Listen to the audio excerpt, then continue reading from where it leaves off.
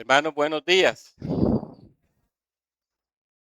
Recuerden que estamos estudiando el Evangelio de San Marcos. Estamos en el capítulo 6. Así que, por favor, remitámonos allí.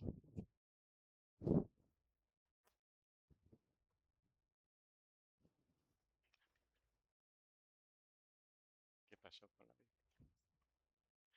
Vamos a leer el texto, Marcos 6, desde el 45. Enseguida hizo a sus discípulos entrar en la barca e ir delante de él a Bethsaida, en la otra ribera, entre tanto que él despedía a la multitud. Y después que los hubo despedido, se fue al monte a orar. Y al venir la noche, la barca estaba en medio del mar y él solo en tierra. Y viéndoles remar con gran fatiga, porque el viento les era contrario, cerca de la cuarta vigilia de la noche, vino a ellos andando sobre el mar y quería adelantarse. Viéndolo, viéndole ellos andar sobre el mar, pensaron que era un fantasma y gritaron, porque todos le veían y se turbaron. Pero enseguida habló con ellos y les dijo, tened ánimo, yo soy, no temáis. Y subió a ellos en la barca y se calmó el viento y ellos se asombraron en gran manera y se maravillaban porque aún no habían entendido lo de los panes, por cuanto estaban endurecidos sus corazones. Amén. Hermanos, sabemos que este evento ocurrió luego de la multiplicación de los panes. Ya eso lo vimos antes. La multitud estaba con Jesús en un lugar desértico. Ya era tarde, no habían comido nada. Los discípulos llegan donde Jesús, mira, despide a la gente porque deben tener hambre y tienen necesidad de descanso. Jesús les dice, más bien denle ustedes de comer. Había un joven con una canasta con 5 panes, 2 peces. Jesús da gracias al Padre, bendice aquella canasta y todos comen, todos se alimentan, todos quedan llenos e inclusive dice la Biblia que se recogieron 12 cestas de alimentos. Fíjense que todo eso es lo que pasa antes. Lo he descrito muy rápidamente. Ahora Marcos nos dice, enseguida hizo a sus discípulos entrar en la barca e ir delante de él a Bethsaida en la otra ribera, entre tanto que él despedía a la multitud. Enseguida, es decir, fíjense lo que le habíamos enseñado antes. Marcos siempre está apurando, de inmediato, rápido, enseguida. Y lo que hace Jesús no es pedirle un favor aquí a los discípulos, miren, por favor, entren a la barca y vayan. Si usted revisa esa palabra en griego, lo que Jesús hace es obligarlos a entrar a la barca. Les da como especie de una orden fuerte, váyanse, váyanse ustedes también, entren a la barca y váyanse a Bethsaida. Esa expresión en griego nos deja ese significado. Jesús no está pidiéndoles un favor, no los está mandando eh, delicadamente, les está diciendo váyanse. Como quien dice aquí yo no los quiero. Tomen la barca y cojan vía. ¿Y qué hace él? Fíjense que gracias Carlos, son 3 escenas que pasan. La primera, la entrada de los discípulos a la barca, obligados por Jesús para que se fueran delante de él a Bethsaida, en la otra orilla, lógicamente, del mar. Eh, no es sur-norte, es oriente-occidente, ¿ok? van a atravesar oriente a occidente. Dice el texto enseguida o inmediatamente, les tiene el punto de llegada fijado ya. Una vez eso se da, dice el texto, que a la gran multitud, y aquí está la segunda acción de Jesús, le propone que se vayan también a sus lugares de origen. Deben descansar, pueden llegar ya a sus casas, han comido, tienen ya fuerzas para hacerlo, pues lógicamente han estado en un lugar desértico y el día ha sido duro. Ahora los manda para que descansen, para que puedan reponerse en sus fuerzas. Y la acción final en esta primera parte es hecha por Jesús mismo. El texto dice que ha quedado solo y ahora se va a un monte a orar en la quietud ya casi de la noche que está a las puertas. La noche está casi llegando. Eh, bueno, esto de orar Jesús solo no es raro, ¿verdad? Hay muchas experiencias en la Biblia que nos muestran que Jesús oraba solo. Marcos 1:35, oró en un desierto donde Pedro con otros le buscan. Lucas 5:16 dice, mas él se apartaba, a lugares de desiertos y oraba. Lucas 6:12, pasó la noche orando a Dios. En Getsemaní también lo hace, se aparta y ora solo. Es decir, Jesús ya tenía eso como una acción continua. Le gustaba orar y le gustaba orar solo también. Muchas veces ora acompañado, pero también lo hace muchas veces solo. Ahora, lo más seguro, por lo que vamos a ver delante, es que también él tendría en cuenta a los discípulos que se subieron a la barca. Por una simple razón. Usted lee sobre el mar de Galilea y normalmente el mar de noche es muy poco transitado. Y en aquel tiempo se dice que los vientos fuertes en la noche eran comunes. La pregunta que se hacen los comentaristas es si ahí habían cuatro pescadores. ¿Se acuerdan de Andrés, Pedro, Juan y su hermano? Cuatro que pasaban en esta tarea. ¿No sabían ellos que el mar de noche era poco transitado? Nadie iría, o casi nadie iría al mar de Galilea de noche por lo que podía suceder. Eso de los vientos fuertes era común. Pero no, fíjense la obediencia de ellos. Jesús les mandó y se fueron. Así que eh, eh, ellos sabían a qué se enfrentaban y seguramente Jesús también y oró por ellos. Oró con seguramente con todo su corazón por aquellos que iban saliendo. Ahora, en el verso 47 nos dice, y al venir la noche, la barca estaba en medio del mar y él estaba solo en tierra. Y viéndolo remar con gran fatiga porque el viento les era contrario, fíjense el problema, cerca de la cuarta vigilia de la noche, vino a ellos andando sobre el mar y quería adelantársele.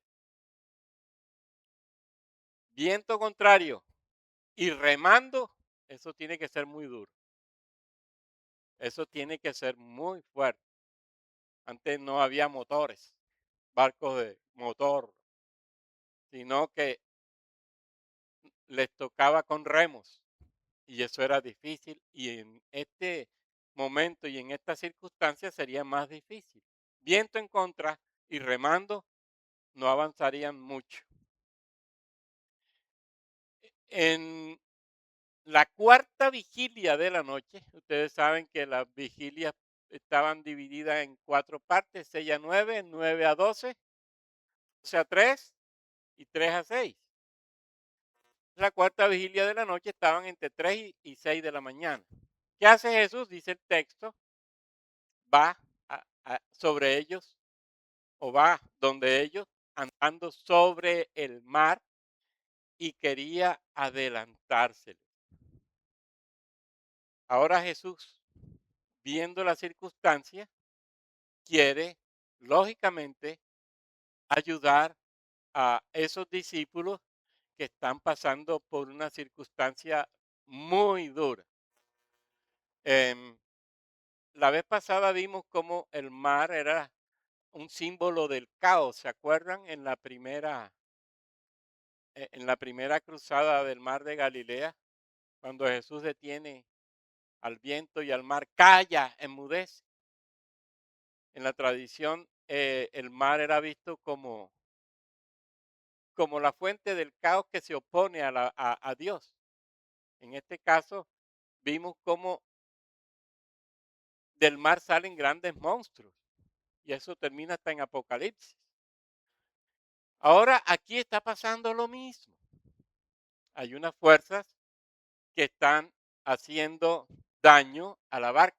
Si usted lee el Evangelio de Mateo en el mismo texto, Mateo usa esa expresión como si alguien zarandeara el barco, como si alguien cogiera la barca y la sacudiera. Es decir, Mateo está retomando lo que se enseñó la vez pasada. Mateo nos está enseñando que precisamente el mar es fuente del caos y que en el mar hay el símbolo de la oposición a Dios. En este caso vuelve a presentarse. Ahora, lo bonito de todo esto es saber cómo Dios no deja solo a su pueblo, a sus hijos, y en este caso Jesús, a aquellos apóstoles, a aquellos discípulos que había escogido. Usted también va a encontrar en la Biblia muchos textos que hablan de eso. Los ojos de Jehová están en todo lugar, mirando a malos y buenos. Job dijo, ¿no ve el Señor mis caminos y cuenta todos mis pasos? Crónicas 16:9 dice, los ojos de Jehová están contemplando toda la tierra. El autor de Hebreos repite esta realidad. No hay cosa creada que no sea manifiesta en su presencia. Antes bien, todas las cosas están desnudas y abiertas a los ojos de aquel a quien tenemos que dar cuenta. Es decir, es de noche, hay oscuridad, hay viento, hay oleaje fuerte, pero Jesús está viendo en la cuarta vigilia de la noche lo que está pasando con sus discípulos. Él no los ha abandonado. Él está siguiendo la trayectoria de aquella barca. El mar tormentoso, la situación oscura, no oscurece tan así de igual forma la claridad de la mirada omnisciente de Jesús.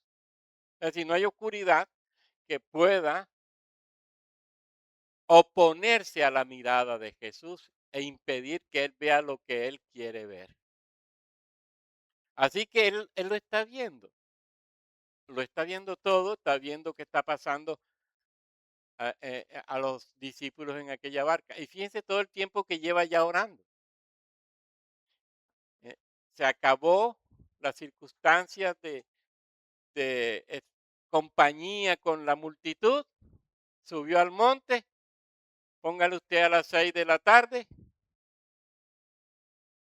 de noche, y ahora está en la cuarta vigilia, ya lleva de 6 de la tarde hasta las 3 de la mañana en oración. Ha estado en un tiempo profundo, en un tiempo hermoso de comunión con su Padre. Ahora, si usted revisa la primera travesía que encontramos, que ya la vimos, termina con una pregunta que los discípulos se hacen. ¿Quién es este que hasta el mar y el viento le obedecen? ¿Se acuerdan? En 4:41. Ahora Jesús quiere responder a esa pregunta. Busca vencer el apego de los discípulos a la tradición judía. Acuérdense que ellos no descubrieron nada en Jesús aquella vez. Y Jesús quiere mostrarles su condición de hijo de Dios y de verdadero hombre, contrario a precisamente a la tradición judía, que negaban esa verdad. Jesús quiere revelarse a aquellos como el Dios verdadero, pero como el hombre verdadero. Y se acerca a los discípulos sobre las aguas y dice el texto que hizo como quien se iba a adelantar. Y aquí tenemos algo bien interesante. Ya sabemos que el caminar sobre las aguas es propio y exclusivo de Dios. Dice el texto bíblico, Él solo extendió los cielos y anda sobre las olas del mar. Eso está en Job 9:8. Isaías 43:16. Así dice Jehová, el que abre camino en el mar y senda en las aguas impetuosas. Salmo 77:20. En el mar fue tu camino y tus sendas en las muchas aguas y tus pisadas no fueron conocidas. Salmo 89:9. Tú tienes dominio sobre la braveza del mar. Cuando se levantan sus ondas, tú las sosiegas. Profeta Nahum dice en 1:4. Él amenaza el mar y lo hace secar. En definitiva, usted revisa el texto bíblico y va a encontrar muchos pasajes que nos están diciendo cómo Dios es Señor del mar, en definitiva. Ahora fíjense, ¿por qué Jesús va a responderle a los discípulos? Si los discípulos lo ven caminando sobre las aguas y saben de la Tanaj o del Antiguo Testamento, van a encontrarse con que el único que tiene poder para estar sobre las aguas ante una circunstancia como las que viven es Dios. Por eso aquí el Señor está buscando que ellos por fin encuentren la respuesta a la pregunta que hicieron antes. ¿Quién es este que está sobre el mar siempre y que domina el mar? Ahora, esto que está sucediendo con ellos, lógicamente es una prueba de fe para los discípulos. Ellos deben llegar a reconocer a Jesús como el Dios verdadero, Dios hombre verdadero. Por eso no es un simple caminar sobre el agua. Pero ¿qué vemos en los discípulos? ¿Cuál es su reacción? ¿Qué responden? Dice el texto que Jesús quiere como pasar de largo. Y esta es otra señal que Jesús da. ¿A quién se reveló Jesús y quiso pasar de largo? Al mismo Moisés. ¿A quién quiso Jesús revelarse y quiso pasar de largo? Al profeta Elías. Fíjense las señales. Jesús caminando sobre las aguas en un mar embravecido. Pero Jesús que quiere pasar de largo. ¿Será que no ven esas señales? ¿No entienden lo que está sucediendo en el mar? Está haciendo un paralelo también con Elías y con Moisés. El texto dice allá en Primero de Reyes 19, y Yahvé pasaba cuando se entra a revelársele a Elías. Pasaba. Miren, les está diciendo Jesús, el mismo Dios que pasó ante Moisés y ante Elías, ahora es el que está caminando aquí sobre el caos, el que tiene dominio sobre el caos, el que camina sobre el mar y el que quiere pasar frente a ustedes. Y con eso ya les está diciendo, tienen que reconocerme ahora como quien soy, el Dios verdadero, el Hijo de Dios, el Mesías de Dios. Deben ver que Él es Dios. Esas dos acciones antiguas tienen que ayudarles a entender lo que pasa con el Señor en ese momento. Los discípulos siguen, lógicamente estaban atormentados, remando, y Jesús caminando tranquilamente sobre el mar, mostrando señales para que ellos, viendo las señales, por fin digan, tú eres el Hijo de Dios. Para que por fin digan, tú eres Dios. Pero, ¿qué va a suceder? La fatiga de remar los lleva a no descubrir la verdad. Pasó frente a ellos y lo que hacen es confundirlo. ¿Y qué gritan? No ven al Dios que camina sobre las aguas. No ven al Dios que se reveló a Moisés y a Elías. ¿A quién están viendo? Dice el texto, a un fantasma, a un espectro. Y eso lo que hace es aumentar la crisis, aumentar el miedo. Y Jesús les estaba ofreciendo la oportunidad de ver lo invisible en medio de aquella terrible situación. Él quiere que lo descubran. Por fin vean quién soy. Pero no lo ven, sienten temor. Y entonces Él ahora les va a decir tercera señal. Sean valientes. Yo soy. No teman. Mire otra señal. Y con esta tercera señal. Sean valientes. No teman. Yo soy. Yo soy. ¿Quién es el gran yo soy? Lógicamente el gran yo soy es Dios. ¿Qué les está diciendo Jesús? Yo, Dios, estoy frente a ustedes. Yo, Dios, estoy con ustedes. Yo, el Dios que se reveló a Elías y a Moisés, estoy con ustedes. Mire todo lo que les está diciendo. Y sin embargo ellos están ciegos. No ven. No están alcanzando a descubrir qué está detrás de todo aquello que Jesús está haciendo. Miren hasta dónde llega la ceguera. Y al final descubriremos por qué la ceguera. Porque su corazón estaba endurecido. El corazón endurecido te impide ver la verdad de Dios y hacer lo que a ti te dé la gana. Hacer lo que tú quieres. Y por eso nos vamos siempre contra Dios. Cuando nosotros nos dejamos envolver por nuestra propia ceguera, por nuestro corazón incrédulo muchas veces, o por nuestro corazón con reservas de pecado ahí todavía, con ese corazón que hemos heredado de Adán. Tengan ánimo. Aquí la expresión, según los comentaristas, es sean más valientes, por favor. La tempestad que es para ustedes si yo estoy con ustedes. Es decir, la idea cuál es. Ustedes deben tomar la tempestad como yo la estoy tomando.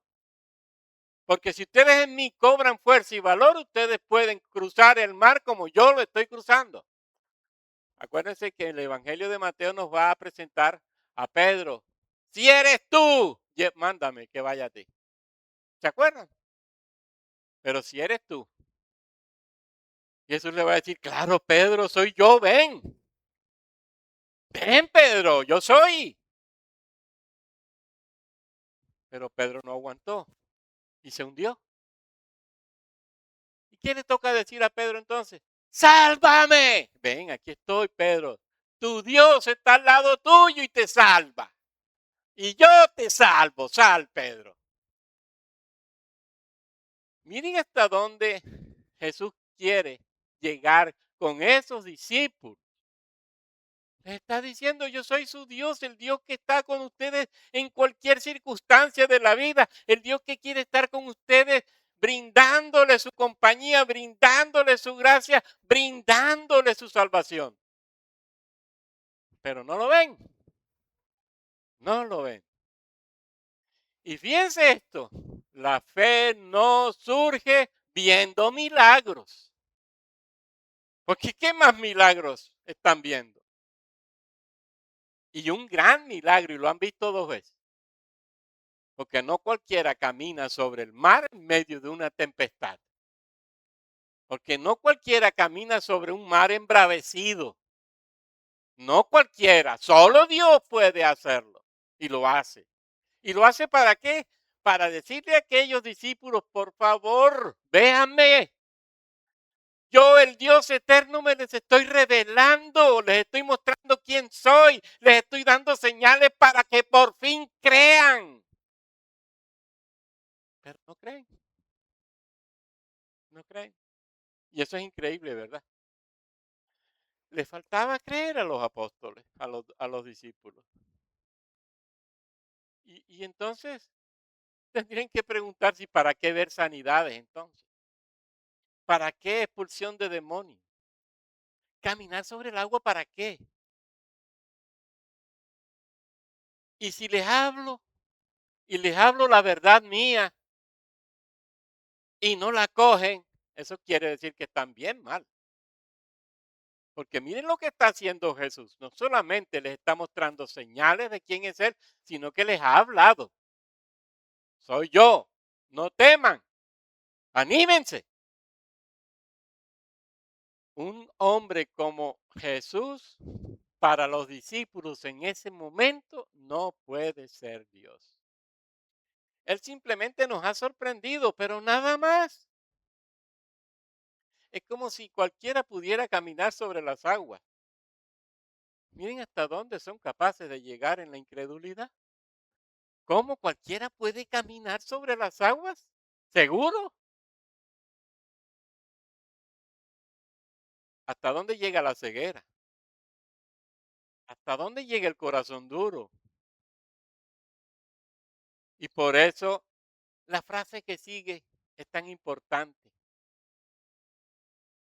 porque aún no habían entendido lo de los panes, por cuanto estaban endurecidos sus corazones. ¿Cómo estaban ellos? Bien mal. Y es interesante esto porque en el Evangelio de Juan, Juan responde lo que Marcos no responde. En Marcos los discípulos ven pero no interpretan. En Juan Jesús interpreta lo que los discípulos no ven. Y eso es hermoso. Fíjense esto. Juan, allá en el capítulo 6, lo va a aclarar todo. ¿Quién dio de comer pan del cielo? Dios. ¿Cuándo? Allá, en el antiguo Israel, en el desierto. Maná. Pan del cielo les dio a comer. ¿Entendiste la señal? En el desierto les acaba de dar pan. Están en el mismo desierto y hay un milagro de multiplicación de pan. Y Él les está dando pan. Les está diciendo, yo soy Dios, el que alimenta en el desierto. El que les da pan en el desierto. El que los cuida en el desierto. El que da pan es Dios. Que es lo que quiere que dar a conocer Marcos. Pero los discípulos no lo vieron. Marcos, diferente a Juan, se queda ahí. Juan va más allá. No basta con saber que Dios dio pan del cielo para comer. Esto no es suficiente. En Juan, si usted lee el texto, y traigo a colación Juan porque es un complemento interesantísimo, Juan nos va a decir que Dios no solo dio pan para comer, sino que Él es el pan para comer. ¿Mm? No, yo no solamente les doy pan, yo soy el pan. Yo soy el pan vivo bajado del cielo.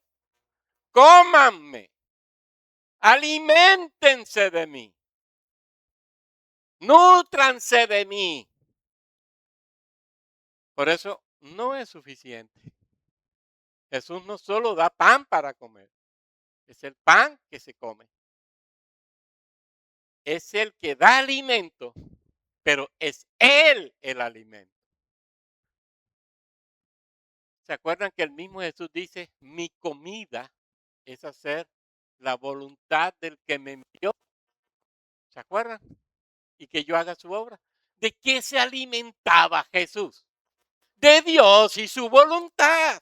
Ahora, ¿qué nos está diciendo a nosotros? Aliméntense de mi voluntad, de lo que yo quiero para ustedes. Interesante ver a Jesús en este mensaje, porque allí nos está diciendo cómo realmente es que nosotros podemos alcanzar la fuerza, el valor, la gallardía, la valentía para vivir la vida cristiana, alimentándonos de Él. Alimentándonos de Él porque Él es el alimento. Y por eso se dice, no entender lo de los panes es no ser consciente quién es Jesús, el pan vivo bajado del cielo que me alimenta en mi vida. Un pan que me da vida eterna, un pan que me da fuerza para siempre. Jesús no es solamente la fuente de la vida, es la vida misma.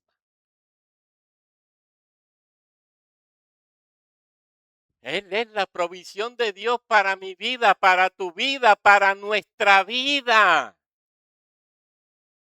Qué interesante, ¿verdad? Que los discípulos no vean eso. No lo alcanzaron a entender, no lo descubrieron. Y Jesús deseoso de revelárselos. Y cuántas cosas hizo y ciegos, duros de corazón. Por eso no entender lo de los panes es no ser consciente simplemente de que Jesús es el pan vivo bajado del cielo. Y ese es el pan que da vida eterna. Así que hermanos, miren por dónde va el asunto del caminar sobre las aguas. Él es el Dios que da el pan, pero es nuestro pan. Así que el milagro no tanto es ver que hubo mucho pan de poco pan. Ese no es el milagro. Porque nos podemos quedar ahí. Ay, Jesús de, de 2 peces sacó muchos peces. De 5 panes sacó muchos panes. ¡Qué milagro! No, no, ese no es el milagro. El milagro es que yo termine descubriendo que Jesús lo que me está diciendo es que Él es el pan para mí y que yo me alimento de Él y me nutro de Él y vivo por Él y me fortalezco en Él. Ese es el milagro. Él trasciende aquella circunstancia porque Él es el pan. Él está apuntando a su identidad divina, pan vivo del cielo. Por eso no es pan salidos de muchos, perdón, muchos panes salidos de pocos panes. ¿Qué descubro? Jesús es el alimento verdadero. El alimento verdadero que nos da Dios. Él mismo es el alimento. ¿Lo descubrieron los discípulos? No, no lo llegaron a descubrir. Y fíjense que hasta en Juan, Él nos muestra, léanse por favor ese capítulo 6, a la multitud que ve el milagro. Y ya hay una buena provisión de alimento al final. ¿Y saben qué es lo triste? Vuelven a Jesús buscando lo mismo, buscando pan. ¿Hasta dónde llega nuestro corazón duro? ¿Hasta dónde llega nuestra ceguera? Él revelándose, revelándose, revelándose. Yo soy Dios, yo soy quien te nutre, yo soy tu vida, yo soy quien te alimenta, yo soy todo para ti. Y tú estás buscando comida, tú estás buscando pan. Te lo dice Jesús. Ustedes me siguen porque yo les doy de comer. Razón equivocada. Querían una buena provisión de alimento. y lo siguen buscando porque quieren una buena ración de alimento. Querían más pan, no a Jesús mismo. Me buscáis porque comisteis el pan y se saciaron. Dicen que es una búsqueda interesada, una búsqueda superficial. No se nota amor por Cristo, no se nota deseo por Cristo, no se nota buscar a Cristo y vivir con Cristo. No se nota que han descubierto a Dios en Cristo, el pan de la vida. ¿Ah? El Dios de las tormentas caminó sobre la tormenta y no lo descubrieron. El Dios de las tormentas se le reveló en las tormentas como el Dios que se le reveló a Moisés, como el Dios que se le reveló a Elías y no lo descubrieron. El gran yo soy se le reveló en las tormentas y no lo descubrieron. El gran Dios se le reveló en el alimento y no lo descubrieron. Miren qué revelación de Dios tras revelación de Dios tras revelación de Dios. Descúbranme quién soy. Crean. Pero no lo lograron. Me buscan porque comieron pan y quedaron llenos. Qué tristeza, ¿verdad? Pasar Dios frente a nosotros y no verlo. Y no identificarlo. Por eso, ¿qué debemos hacer? Buscar a Dios por lo que da o buscar a Dios por quién es Él.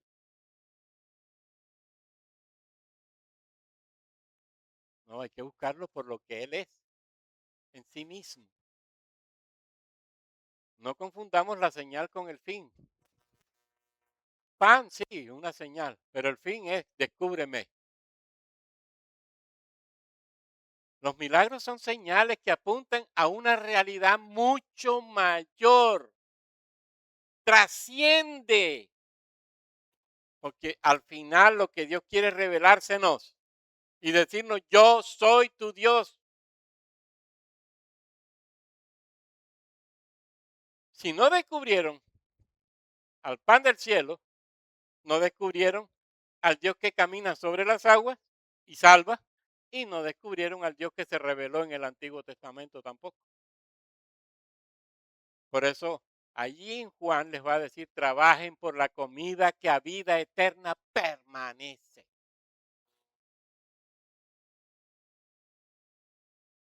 Nuestra preocupación es por la comidita de aquí y de ahora. Lo de espiritual puede esperar. Dios sabe que yo estoy en esta circunstancia, que tal, que cual, que esto, que lo otro. Dios me espera. ¿Mm? Porque él puede esperarme. Y Él nos ve en la barca hundiéndonos y salió corriendo a ayudarnos. Yo lo hago esperar. Entonces, en Juan, muchos siguen a Jesús por el pan. Y fíjense que Jesús sigue enseñando. ¿Y qué pasa? Y muchos se fueron. Se fueron. Es triste no entender lo de los panes. Por eso esa frase es tan interesante. No entender lo de los panes es no entender nunca el mensaje del Evangelio. Es no entender nunca a Dios. Es no entender nunca la verdad revelada. Estaban ciegos. Es no descubrir nunca al verdadero Hijo de Dios, verdadero pan del cielo. ¿Para qué te sirve a ti buscar comida sin la revelación del Dios de la comida? Piénsalo. ¿Mm? Quedarme con el milagro del alimento, pero perder al Dios del alimento. ¿Ah? Jesús lo que les está diciendo, miren, el hambre de ustedes no es hambre física. Y ustedes no lo están viendo. El hambre de ustedes es espiritual, pero por ella no se han preocupado. Y uno no entiende cómo si tienes hambre no buscas para satisfacerla. En la vida espiritual eso sí pasa. Preferimos comer bien que estar en Cristo. Vuelvan por otro milagro. Vuelvan por otro milagro. Juan 6. Sinvergüenzas. No me entendieron nunca. Entonces, hermanos, buscaban comida, pero no entendieron la lección. A pesar de todas las aclaraciones teológicas que el mismo Jesús les hace. Por algo era el gran maestro. En medio de una tormenta les da una gran lección. Y no la entendieron. Crean en mí, crean en quién soy, es lo que les está diciendo. Pero no creyeron nada. La carne para nada aprovecha, el espíritu es el que da vida. Pero ellos buscaban era comida, carne. Y piensen esto, piensen que, y con esto voy ya cerrando,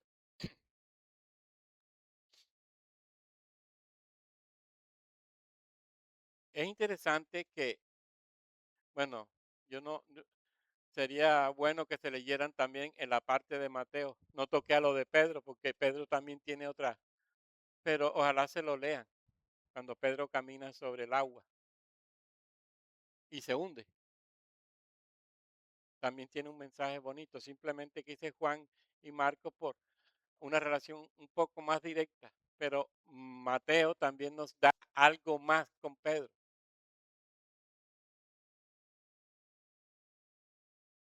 porque Pedro le va a decir, si eres tú, que yo vaya a ti.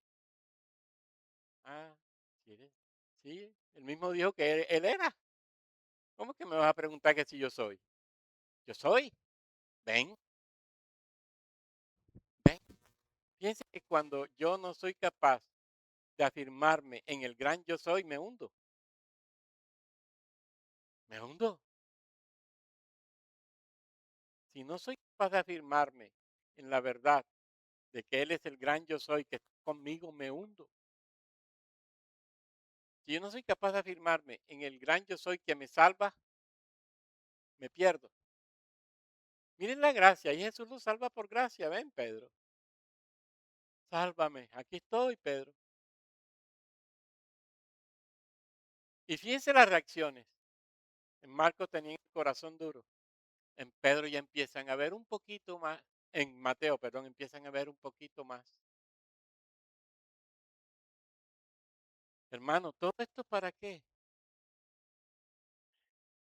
Para que entendamos que hay un Dios que se revela de diferentes formas, pero en cada forma que se revela debemos siempre descubrirlo y siempre adorarlo y siempre agradecerle y siempre exaltarle.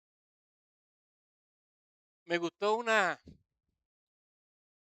lo que un autor llamó, sin ser una alegorización, dice él, analogías o comparación. Te las traigo para finalizar. Son especies de metáforas. Él dice, piense en las crisis como tormentas, tiempos duros en la fe, momentos de sufrimiento. Los discípulos vivieron una tormenta real, pero piense que nosotros, aunque no estemos en tormentas como las que ellos padecieron, podemos estar viviendo atormentados por circunstancias difíciles. El viento de la dureza de la vida nos está dando duro, pero que allí en medio de esa tormenta siempre el Dios de las tormentas y sobre las tormentas, se manifestará en nosotros y nos ayudará. Pone varios, da unos 3, 4 ejemplos para decirnos, por ejemplo, por decir al primero, Pablo.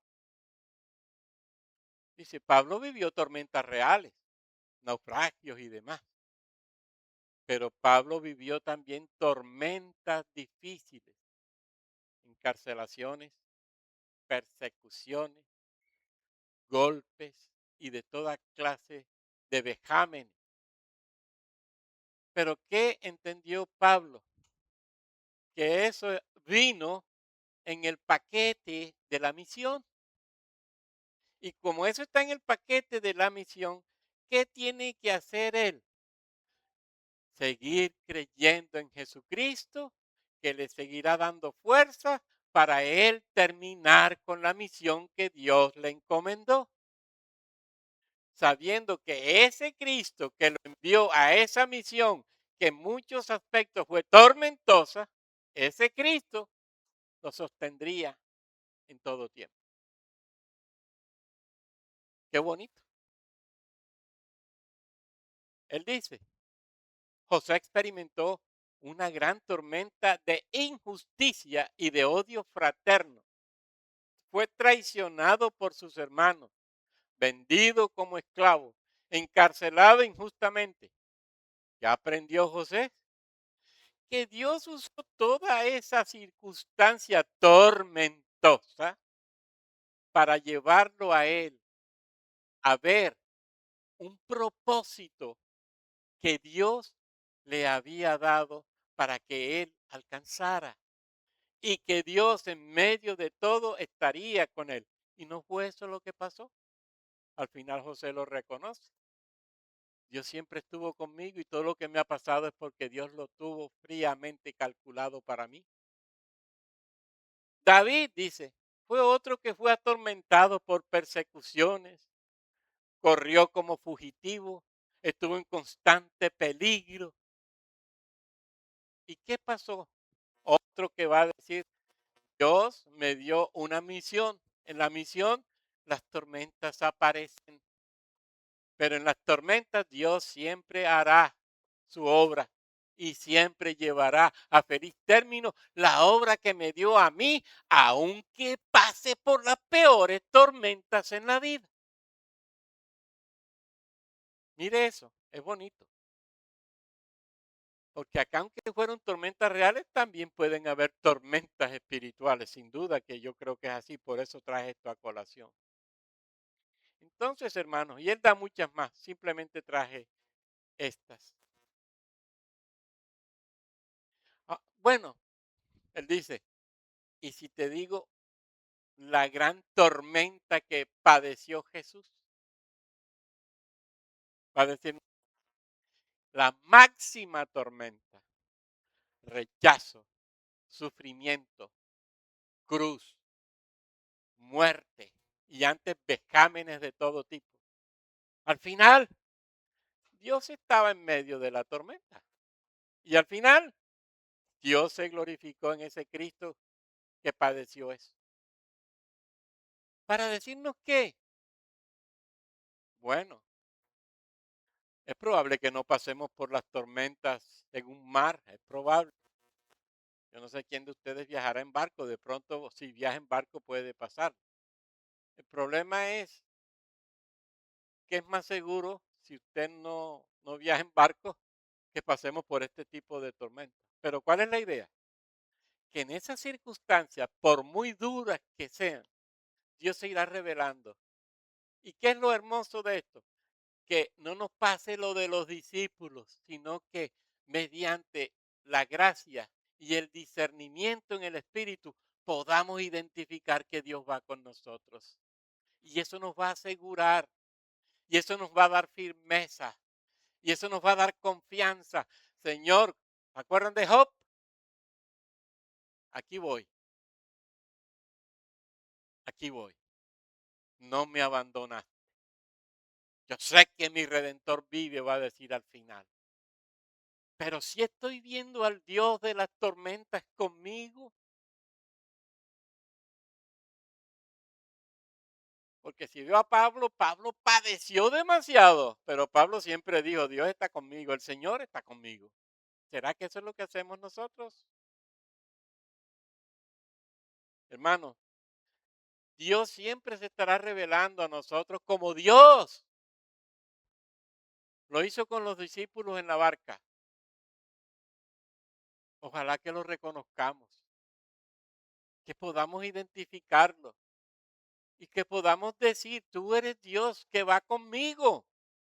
No me has abandonado, no me has dejado, a pesar de que te quedaste en el monte, viniste a rescatarme, Señor. Porque Él siempre está viendo a los suyos donde están. Así que lo importante de esto es que podamos entender las señales en la vida que estamos viviendo. Como les dijo Jesús, ¿no entendieron las señales? Las señales de Él caminando sobre el mar, las señales de Él querer pasar y de, como al estilo de Moisés y de Elías. La gran señal, yo soy. Y me faltó una, la gran señal de Él subir al barco y todo se calmó. Faltó eso. Se subió al barco, calma absoluta. Véalo.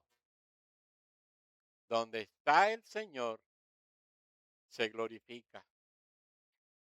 Podemos sufrir, podremos padecer, podemos pasar las peores circunstancias, pero Él está con nosotros. Él no nos ha abandonado y nunca lo hará. ¿Será que lo descubrimos?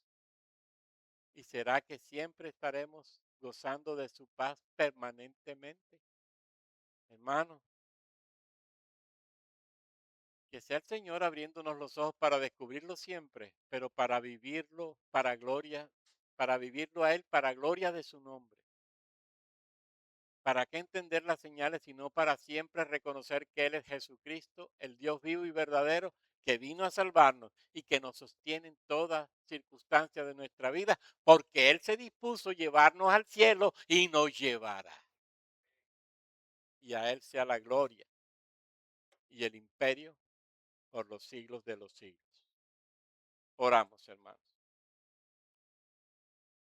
Padre nuestro que estás en el cielo, te damos las gracias en el nombre de Jesús por esta bendición tan grande de tu palabra. Oh Dios, necesitábamos y seguiremos necesitando tu palabra, porque tu palabra viva y eficaz es cortante como espada de dos filos, que penetra en nuestro corazón, abre nuestro corazón y descubre las intenciones que hay en él. Oh Dios, pero todo con un fin, transformarnos, hacernos verdaderos hijos de Dios, hacernos verdaderos creyentes, hacernos verdaderamente personas que confían en ti, que esperan en ti, que creen en ti, que luchan por ti, que te viven a ti, que te exaltan a ti, Dios trino y uno. Señor Dios, sin duda alguna, como dice tu palabra, tú eres el todo del hombre. El todo del hombre eres tú para nosotros. Que podamos nosotros entonces, Padre bueno, en tu gracia eterna, en tu gracia infinita, ser conscientes de que tenemos una gran responsabilidad de adorarte, de exaltarte, de testimoniarte, de predicarte, de enseñarte a, a los hombres, pero de vivir seguros, sabiendo que eres Dios nuestro. Te conocemos y hemos reconocido tu divinidad. Tú eres Dios. Tú eres Dios eterno. Tú eres Dios poderoso. Tú eres Dios omnisciente. Tú eres Dios omnipresente. Tú eres el Dios de la vida. Tú eres el Dios santo. Tú eres el Dios verdadero. Tú eres el Dios que está siempre con nosotros. Entonces, Señor, ayúdanos a vivir para gloria de tu nombre, pero con valentía y con coraje, a pesar de que pasemos por cualquier circunstancia, por muy dura que sea. Las tormentas no pueden llevarnos abajo, Señor, si tú estás en la tormenta. Oh Dios, glorifícate en nosotros, que necesitamos tanto, tanto, tanto de ti para poder ser fieles servidores y servidoras de tu palabra en la iglesia y en el mundo. Que podamos ser sal de la tierra, que podamos ser luz del mundo, que podamos ser pobres en espíritu, dependiendo siempre de ti, para vivirte a ti y para glorificarte a ti. Gracias Dios, gracias por toda esta palabra en este día.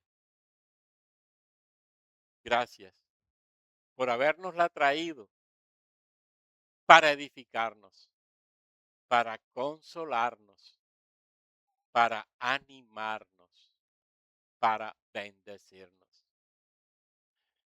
A ti Dios Trino y Dios Uno, gloria y honra, adoración y exaltación por siempre. Amén.